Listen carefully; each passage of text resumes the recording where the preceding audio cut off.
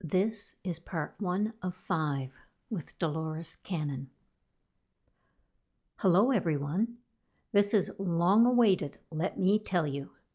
My soul's mission was to teach while I was in form, and I did just that. I wrote books about past life regressions and others about ETs. I gave lectures and had quite a good life that I enjoyed very much. But guess what? My soul has more assignments. There are always more assignments, friends. And speaking intimately to a group of Christ-level avatars is the number one item on my list.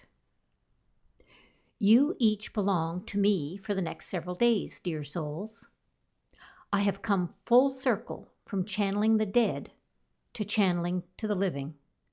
Like I said, I am fortunate to have had such a remarkable life.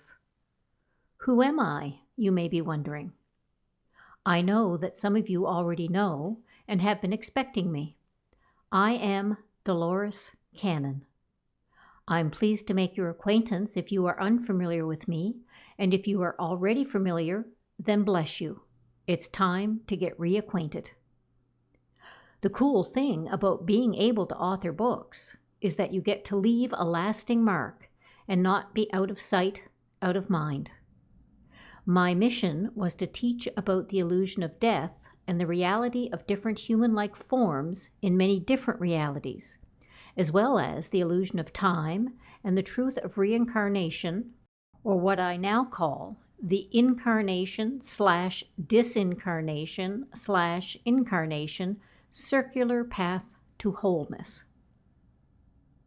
My message to you today is that everything I taught was true, but it was meant to be consumed and understood by humans, so it was rather simplistic. Even the most far-out topics that I wrote about were written so that the average human mind could possibly grasp them. Now that I'm home and untethered, I have an even better understanding of truth in all its complexity, not just its simplicity. Let's dive in, shall we? With love, Dolores.